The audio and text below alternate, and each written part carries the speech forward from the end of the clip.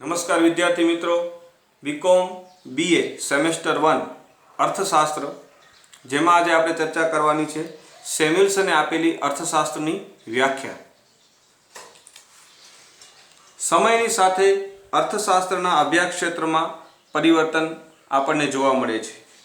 एटले के समयनी साथे अर्थशास्त्रनुं अभ्यास क्षेत्र सतत विस्तरतुं रह्युं छे।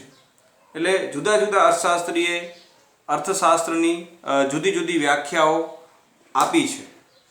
एटले तमाम अभ्यासोना हार्दमां बे बाबतो अचूक आपणने जोवा मळे छे, एक अछत अने बीजुं छे कार्यक्षमता।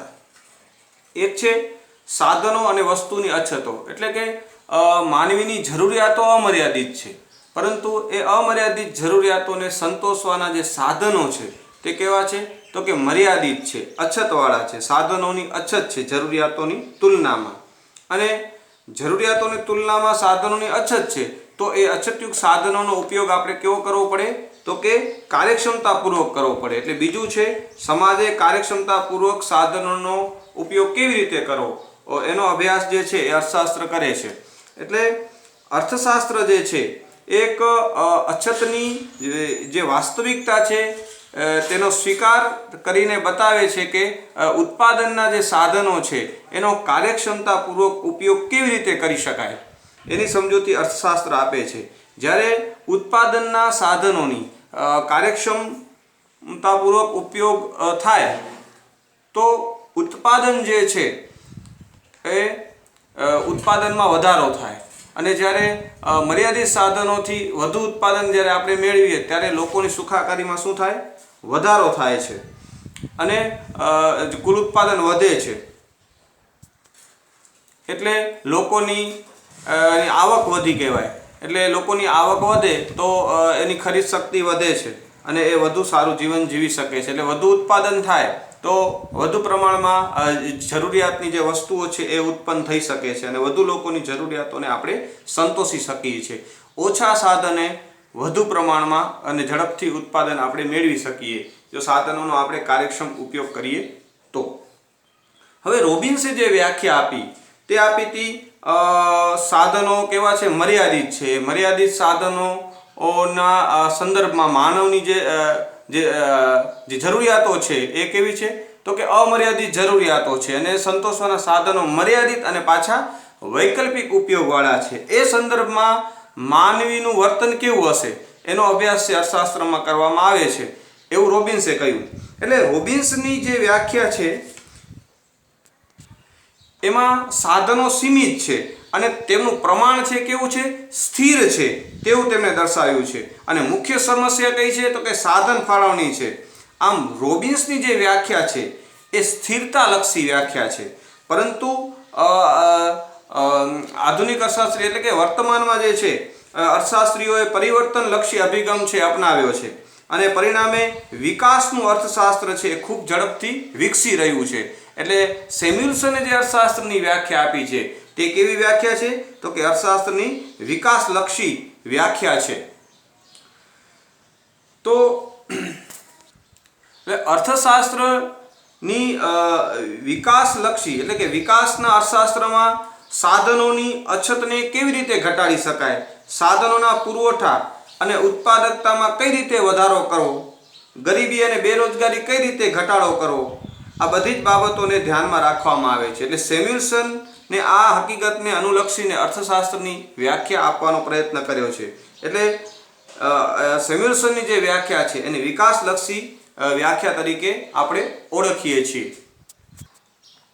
એટલે રોબિન્સે એમ કીધું કે ઉત્પાદનના સાધનો મર્યાદિત છે, બરાબર, અને પાછા એના વૈકલ્પિક ઉપયોગ છે। એટલે સાધનો મર્યાદિત છે એમ એમને વાત કરી, એનું પ્રમાણ સ્થિર છે। માની લો કે જમીન છે તો જમીન છે એ ઉત્પાદનનું સાધન સ્થિર છે એનો તો પછી શું કરવું તો ઉત્પાદનના સાધનોની અછતને આપણે કેવી રીતે દૂર કરી શકાય એ માટે શું કરવું જોઈએ તો કે વિકાસલક્ષી અર્થશાસ્ત્ર શું સમજાવે છે તો કે ઉત્પાદનના સાધનોની અછતને दूर करवा माटे शुं करी शकाय तो कि उत्पादनना जे साधनो छे एनी कार्यक्षमता एनी उत्पादकता केवी रीते वधारी शकाय ए दिशामां छे ए એ વિકાસલક્ષી અર્થશાસ્ત્ર કામ કરે છે. એટલે જમીન છે તો જમીનની ઉત્પાદકતા વધારવા માટે આપણે જોઈએ છીએ કે અત્યારના સમયમાં જમીનની ઉત્પાદકતા વધે એ માટે છે એની ઉત્પાદકતા વધારવા માટે ટેકનોલોજીની મદદથી આપણે જોઈએ છીએ કે રાસાયણિક ખાતર છે, જંતુનાશક દવાઓ છે કે સુધારેલા બિયારણો છે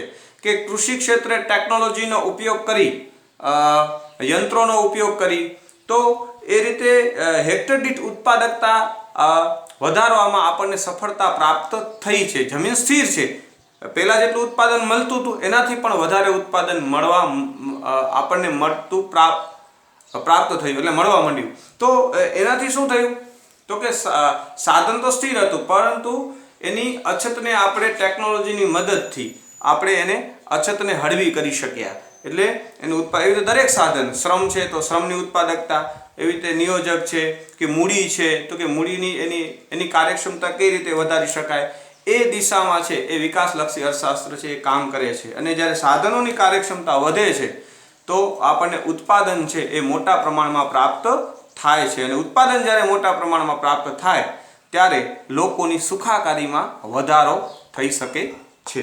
હવે આપણે સેમ્યુએલ્સનના ની વ્યાખ્યા જોઈએ તો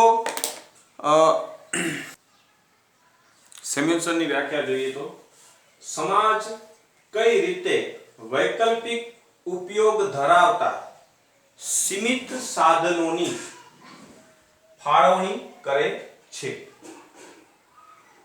લોકો વચ્ચે વસ્તુઓની વહેંચણી કરે છે, વર્તમાન વપરાશ અને ભાવિ વપરાશ વચ્ચે વસ્તુઓની કઈ રીતે ફાળવણી કરે છે એનો અભ્યાસ અર્થશાસ્ત્રમાં થાય છે. આ વ્યાખ્યાને આપણે સમજીએ. પહેલું શું કીધું તો કે સમાજ કઈ રીતે વૈકલ્પિક ઉપયોગ ધરાવતા સીમિત સાધનોની ફાળવણી કરે છે. એટલે સમાજની જે જરૂરિયાતો છે, લોકોની જરૂરિયાતો કેવી છે તો કે અમર્યાદિત છે. તો એ અમર્યાદિત જરૂરિયાતોને સંતોષવા માટે સીમિત સાધનો એટલે કે મર્યાદિત સાધનો, અને પાછા સાધનો કેવા છે તો કે વૈકલ્પિક ઉપયોગવાળા છે, એની ફાળવણી છે સાધનોની કેવી રીતે કરે છે. એટલે કે આપણે જોયું તો કે જરૂરિયાતો અમર્યાદિત છે ત્યારે આપણે અમર્યાદિત જરૂરિયાતો છે તો બધી જરૂરિયાતો એકસાથે નહીં સંતોષી શકીએ. તો જરૂરિયાતોનો અગત્યતા અનુક્રમ આપવો પડે કે પ્રથમ જરૂરિયાતો પછી એના પછીની જરૂરિયાતો એવી રીતે એને અનુરૂપ આપણે સાધનોની ફાળવણી કરીએ. જે અતિ મહત્વની જરૂરિયાતો હોય ત્યાં આપણે પ્રથમ સાધનને રોકશું અને એના સાધનો દ્વારા એનું ઉત્પાદન આપણે પ્રથમ કરીશું. તો આવી રીતે સમાજ જે છે મર્યાદિત જે સાધનો છે એની ફાળવણી છે એ કઈ રીતે કરે છે તો એનો અભ્યાસ અર્થશાસ્ત્ર કરે છે. અહીંયા અર્થશાસ્ત્ર માર્ગદર્શન આપે છે. ત્યારબાદ ઉત્પાદન જે થઈ જાય છે તો લોકો વચ્ચે કઈ રીતે વસ્તુઓની વહેંચણી કરે છે. હવે જે ઉત્પાદન થયું છે કુલ એની સમાજમાં લોકો વચ્ચે વહેંચણી કેવી રીતે કરે છે, કારણ કે યોગ્ય વહેંચણી થાય એ પણ જરૂરી છે. એનો પણ અભ્યાસ કોણ કરે છે તો કે અર્થશાસ્ત્ર કરે છે.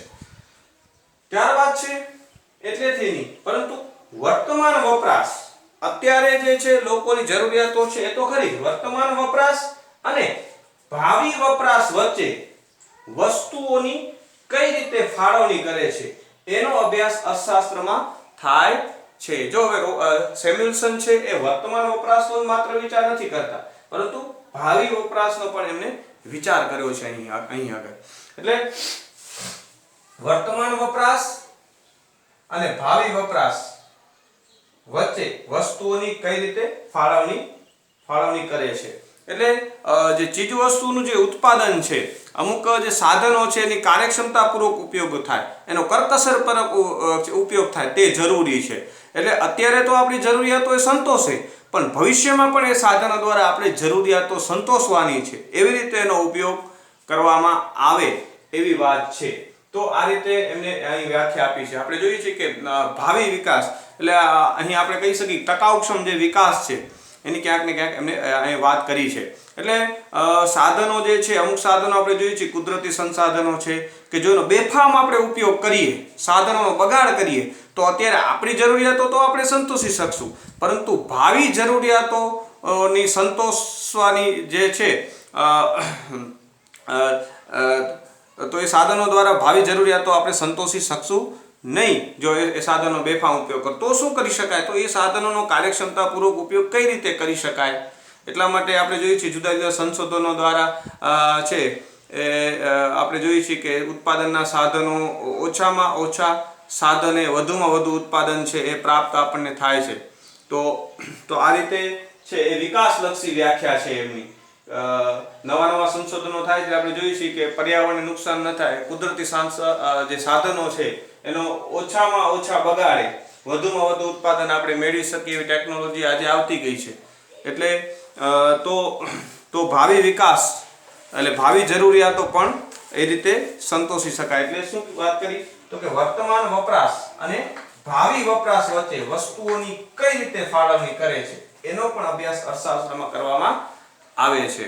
એટલે અહીં એમને ઉત્પાદનના સાધનો તો સીમિત તો છે જ, પરંતુ એ સીમિત એની અછત છે એને કઈ રીતે દૂર કરી શકાય, તો એની ઉત્પાદનના સાધનોની કાર્યક્ષમતા જ્યારે વધારવામાં આવે છે ત્યારે એની જે અછત છે એ થોડી આપણે હળવી કરી શકીએ છીએ. એટલે વિકાસના અર્થશાસ્ત્રમાં ઉત્પાદનના જે સાધનો છે એની કાર્યક્ષમતા વધારવા માટેના જે છે પ્રયત્ન કરવામાં આવે છે. કઈ રીતે વધારી શકાય એ દિશામાં છે વિકાસનું અર્થશાસ્ત્ર કામ કરે છે. એટલે રોબિન્સની જે વ્યાખ્યા હતી સ્થિરતાલક્ષી હતી કે સાધનોનું પ્રમાણ સ્થિર છે, પણ અહીં એમને ઉત્પાદનના સાધનોની કાર્યક્ષમતાની પણ વાત કરી છે. એટલે એમની વ્યાખ્યા થોડી રોબિન્સની વ્યાખ્યા કરતાં ચડિયાતી છે. તો અહીં આપણે આ વ્યાખ્યા સેમ્યુએલ્સનની જોઈ. હવે આપણે નવી વ્યાખ્યા સાથે બીજા લેક્ચરમાં મળીશું.